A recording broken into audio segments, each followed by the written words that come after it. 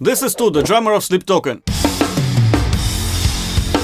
Over the past year, he has gained immense popularity without ever revealing his true identity. After closely analyzing his exceptional drumming skills, I've uncovered 3 secrets that make him so great. Fortunately, each of these secrets holds valuable lessons that I believe can significantly enhance any drummer's abilities. The first secret in Stu's playing is that he has mastered rudiments to the level where he can apply them in his grooves and fills in different ways. This sounds like just some intense part of the groove with a crow stick, but if we break out the sticking he plays here, we'll see that this is a paradiddle which he's using to end the phrase.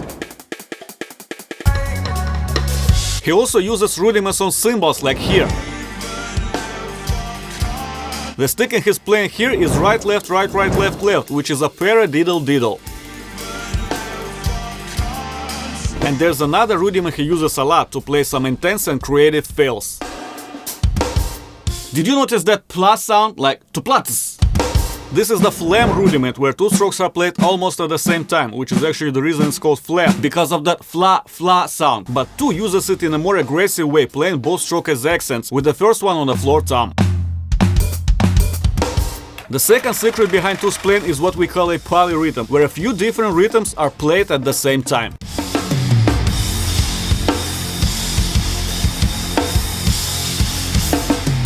This rhythm can be divided into 3 parts, which are 2 groups of 6 and 1 group of 4.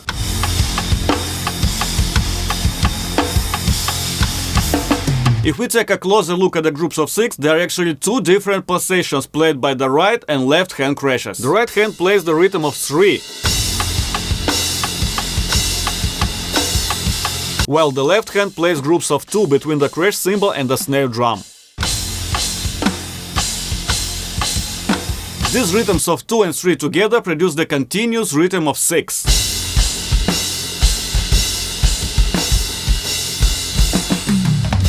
Here's another sound where 2 is playing a polyrhythm, but in this case it is rhythms of 3 and 4.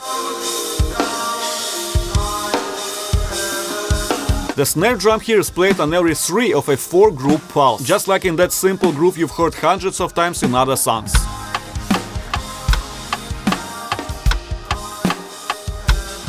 But the right hand plays a 3 rhythm pulse. So eventually we get a 3 to 4 polyrhythm.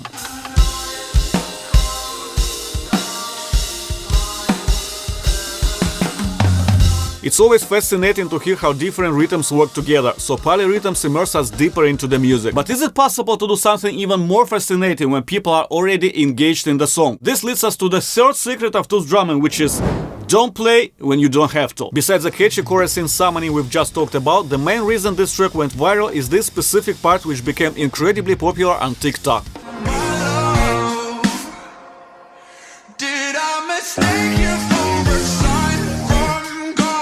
After the TikTok blew up, they went from a consistent 200,000 to 300,000 monthly listeners on Spotify to 3 million almost overnight. And if we take a look at the drums in this specific part, we'll see why it has such an effect.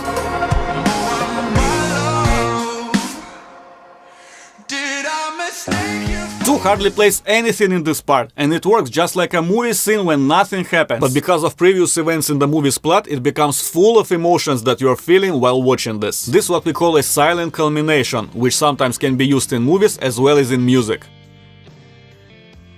There were 3 secrets in 2's playing, and I hope you've learned something from it, so now it can be used in your playing as well. Please watch some of my other videos to improve your drumming even more. I'm Edson, and I'll see you in the next video.